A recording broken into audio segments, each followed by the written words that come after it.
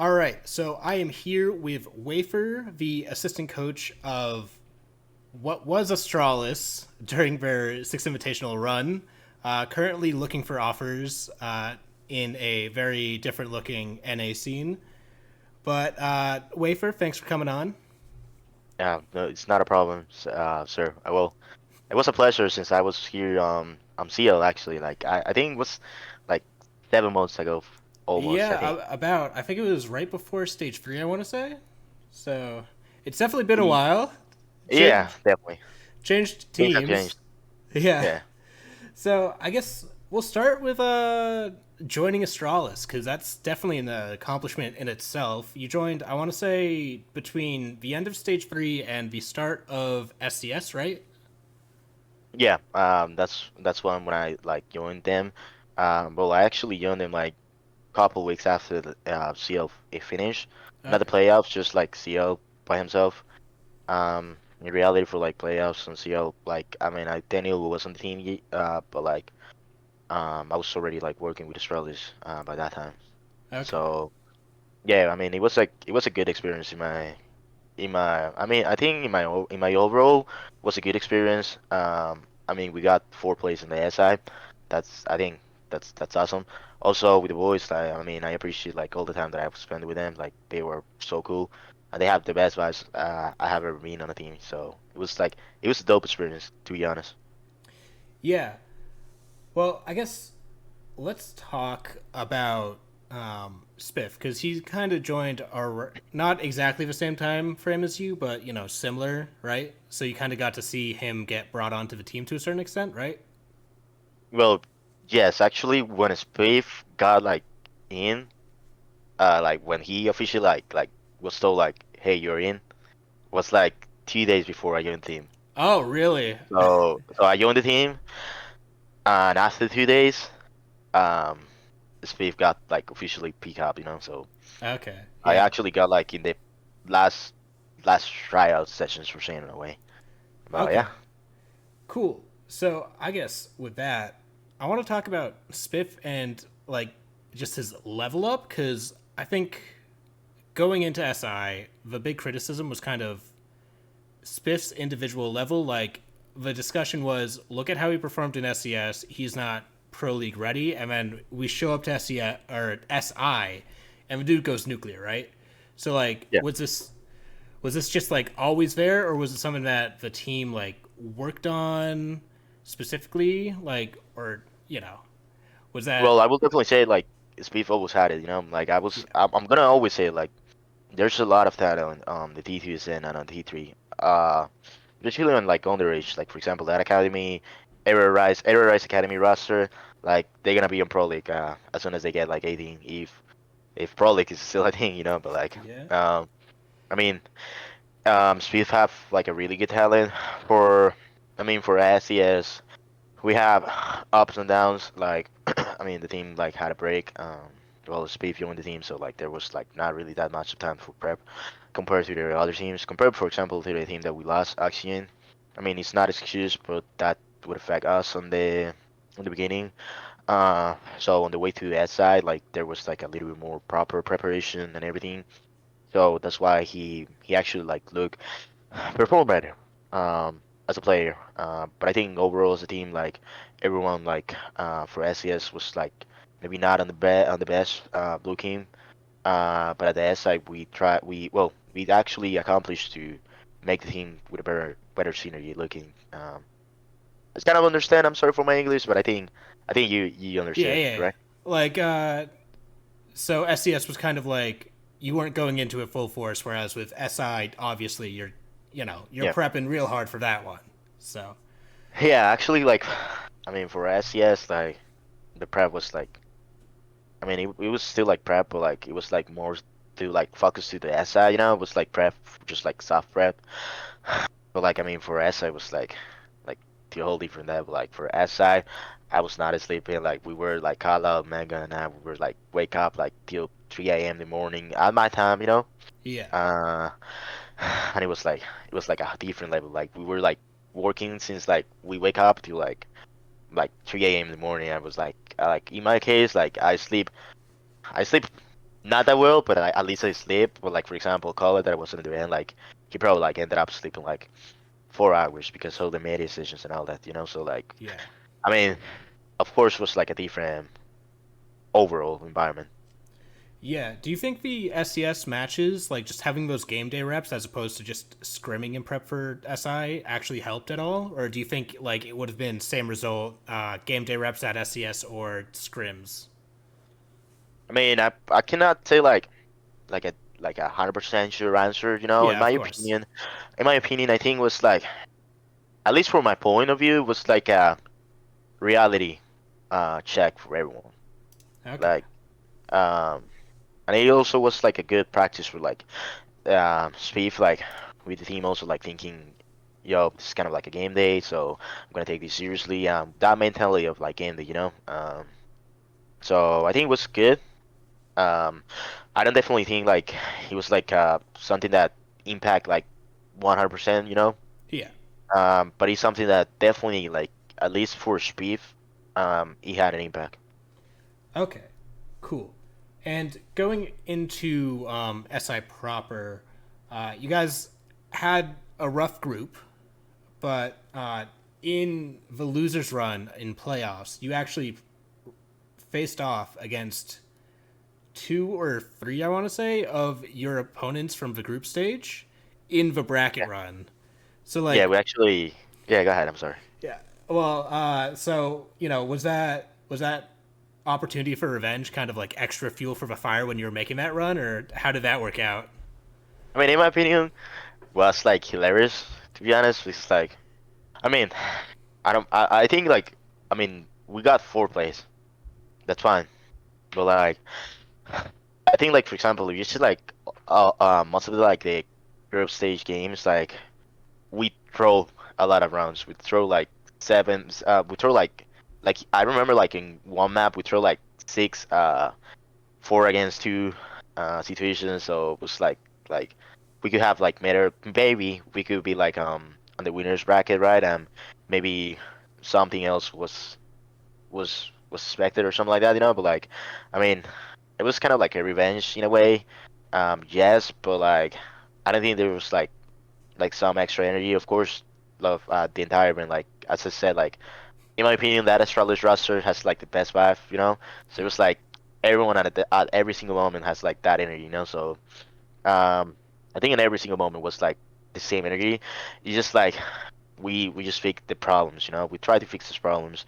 Of course, on the losers bracket, like we still had some of those issues that we were like trolling rounds and throwing just like advantages for no reason. But like, I mean, it is what it is. Part of like the learning process. We adapted, and I mean, we ended up 4 plays. Um, I don't dislike that result, but I definitely wanted more, and I definitely think like we could have been doing more on that essay. But like, it is what Yeah. it is. Do you think that like some of those thrown rounds kind of come with the playstyle to a certain extent? Because one similarity between your time at LG and now with Astralis is kind of a microplay system and kind of playing fast and loose, and with that comes causing chaos, which confuses the other team, but it also can sometimes lead to some of those lost rounds that you're talking about. Or do you think that's a non-factor? Well, maybe on sometimes yes, but like when I refer to like we throw rounds, it was like we were like on a 4-man situation and just like 2 men on the enemy team. Um, we had a few of those runs. So Okay, it yeah, was like those situations. So I don't think in those situations it was more because of the playstyle. I just think like was like individual mistakes, communications error. So I wouldn't say like that's a playstyle, okay. but definitely with our playstyle, like sometimes it's gonna be like a 50-50. But the rounds that I'm referring specifically are not that those rounds are more like the ones that we had it like almost in our pocket, but like they just like split over. Yeah, so that it's more like some shakiness in fundamentals rather than like going for a 50-50 play where it's like high risk, high reward kind of deal. Correct, because like we already did it and um everything was like fine because we were like in a huge advantage. A 4v2 with 30 seconds, 1 minute. It's like a huge advantage. We're like we just throw it. It Okay. is what it is. But like Yeah. yeah. So I want to go into the Koi match specifically because I think that's probably one of the best matches of Siege just ever, having rewatched it for this. You obviously were not there in the venue. Were you able to have like any direct influence or like talk with the boys over like TeamSpeak or anything, or were you kind of watching with Well, us? before the band, yes. Okay. Before the band, like everyone has like communication. Like before the actual match, like I mean, we were like before the match, just like a couple hours before, like we were like meditating, we were like speaking, we were like analyzing everything again, Um, but when it was like the time of the game, we are not able to be on the TeamSpeak, just like the people that is like right there. Okay. So at that time, from the coaching staff, it was just like it was just Kylo and only Kylo. Um, Okay.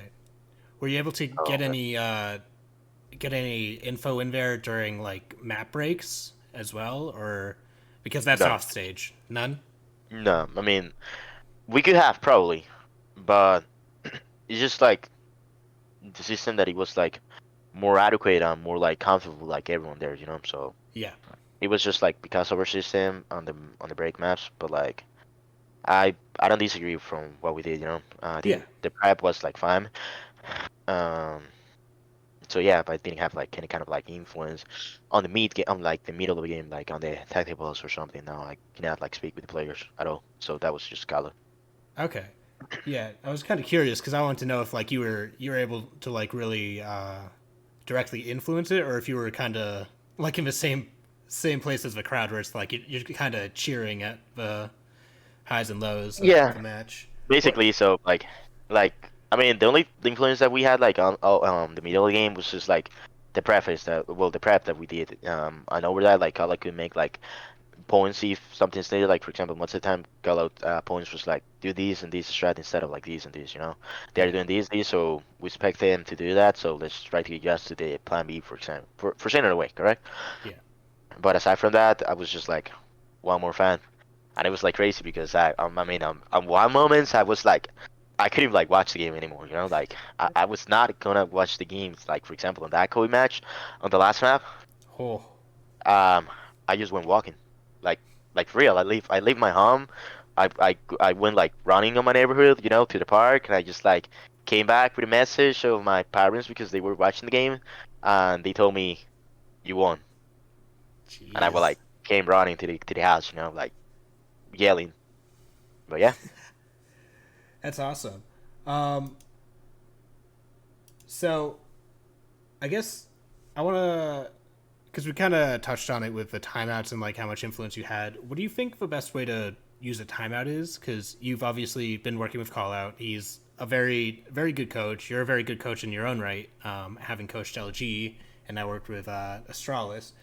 I've heard from Pinroll, the coach of Aerial Arise Academy, that the best way to use a timeout is like concrete tactical advice because you can't motivate people within 30 to 60 seconds. But I mean, I wouldn't. Yeah, I'm sorry to interrupt you. uh, Go ahead. I'm sorry. yeah, no worries. Just do you agree with that sentiment, or do you think like there is room for motivation, but it's hard, or somewhere in the middle? What's your take on it? I would say like it's gonna be dependent on the team.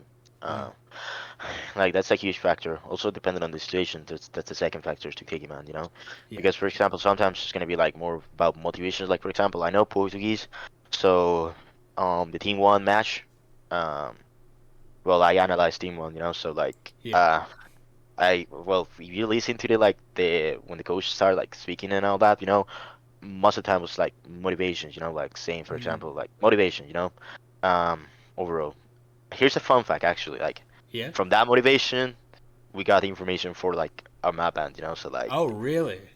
yeah, That's wild. so so yeah, I mean it's gonna be more depending. Like in my opinion, every single player at every single time should be like 100% there, regardless if there's motivation or not. It's your work, so you gotta accomplish it, you were playing a war final, so like you gotta be there.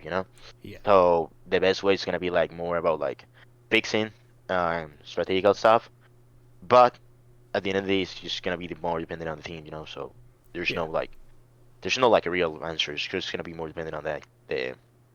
Okay. the, the team. Yeah.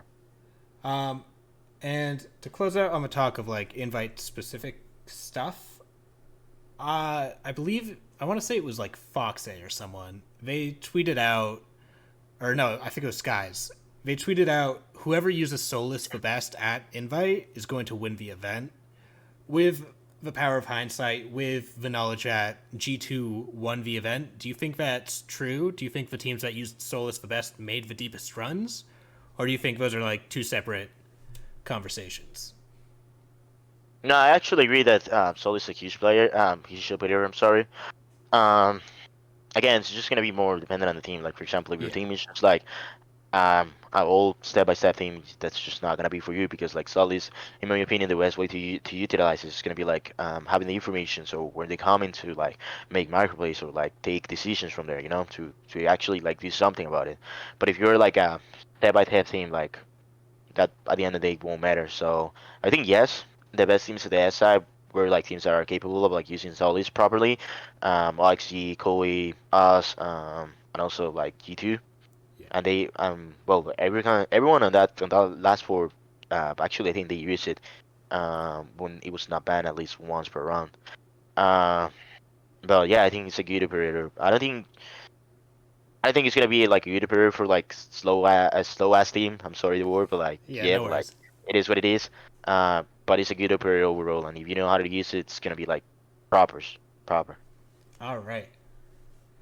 And one thing I noticed going through your matches, I think this also holds true to a certain extent for other teams, is that hard breach ops and like smoke weren't as common as they once were. You know, obviously they still had a place. There's still sites and maps that you 100% always need these operators. But I noticed at least with Astralis, they weren't always running like a dedicated hard breach op as much. And I saw this kind of hold true with other teams as well. Do you think there's like a decline in hard breach operators being played and like smoke kind of falling away because there's so many other secondary shotguns? Well, I think it's just more because like now, like the meta right now is just like more open game. So like there's like not really like 100% you need to open this wall yes or yes or you're gonna lose 100%. No, now it's more flexible. Also like we were prepping every single like strat, every single like attack. It was just like counterban, counterban, counterban, counterban. That's why like the macro game at least on our games was like good. Okay. Uh, so that's our at least our case. That's why. But like an overall opinion, it's just like that. The game is not necessarily like the same anymore. So there's no like need to like have 100% like a Terama, 100% like Ivana or something like that. No. Also, you have like the mini breaches because at the end of the day, if you need like a breach, most of the time it's just gonna be like just to pass through, or just to have like a line of sight. So with the hard breaches, it's just like with the mini breaches, it's just Yeah. like more than enough. Okay.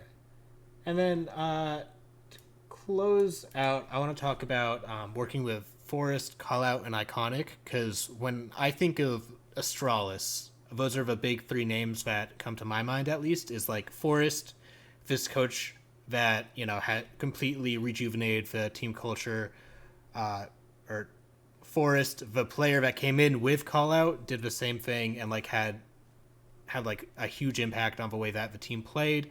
And then Iconic, I believe, is the caller for the team, right? And he's also There you like go. one of the big name players that you expect to drop big numbers. So like, what was Yeah. it like working with these three guys? Well, some people don't actually know, but like I actually worked with Kyle and Forrest like before last year. It was Okay. actually in December of 2021. Oh, okay. I worked with them. With Forrest, not necessarily. With Forrest was like just like one day, something like that. But like with Kyle was like 2 months, 1 month, something like that before he joined Astralis Okay. actually. So I worked with him. So we had filmed like a ideas, like for example, some of like the micro things, like he got it, so he put it in work with them. So it was like already that chemistry done. With Fo, like I mean, he's an amazing player, so he was like kind of like this play style. And I'm not really sure. He's a disclaimer. I'm not really sure, but I think that's one of the reasons like he wanted to like seek for other options in CL because he wanted to like to go more to that kind of play style before I joined the team. Okay. Um, with Iconic was like the same. Like I mean, all those players have like amazing energy, amazing like willing to do stuff. Willing to like get better, willing to like work. Um, yeah, I mean, um, I think they're just like awesome. They have like best behavior, like a professional behavior, like a real professional sport behavior. That's and I really liked it to be honest. That's why I didn't want it like what happened. But I mean, it is what it is. Yeah. Can't really Yeah, control org stuff nearly as much as you can results. So, yeah, but yeah, I think the point you make about being real professionals kind of holds true because you look at call out the dude's literally wearing a suit. Like you can't get much more professional than that as a coach, and you're not exactly expecting the players to show up in a two piece in the same way. And like it's just very evident with the team culture that like they take it as professionals should. I guess last thing to talk about before we get into like a more memey question is just kind of what your key takeaways with your time with Astralis have been, and if you're what's your future looking like. Obviously, don't reveal anything that's in the works or can't be talked about, but in the broad strokes. well, my future is definitely bad, 100%. Like bad, 100%. Like when I'm saying like bad, it's like touching the floor almost. But like I mean, it is what it is. I hope everything gets better for stage two. But I mean, um, let's pray. Yeah, Um, my key points that I see strategies that I got from there was like being able to like improve my work also. And see like other ways of like working. Uh, and that's what something that I like for example like being on different regions. I think that's one of my strongest points is like my adaptability to like get on every single type of player and every single type of like play style. I already been yeah, on like Brazil, that is a different completely region than NA. I already been on like Mexico, that is like a new growing region.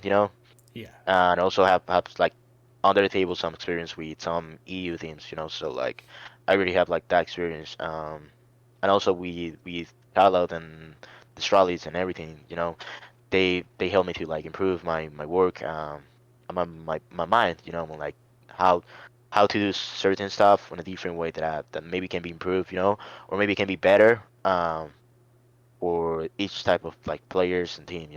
yeah, Also like I think 100% the thing that like I improved a lot was like how to prep for um like those type of games, how to prep like in those cases. I mean, at the end of the day, like I was CEO, I was like the head coach. I mean, I had thesis. Thesis was more focused like of the prep game and all that stuff. Sometimes I help him. But like, yeah. I mean, well, I help him, but like he was like my main part. So I think I learned a lot from there.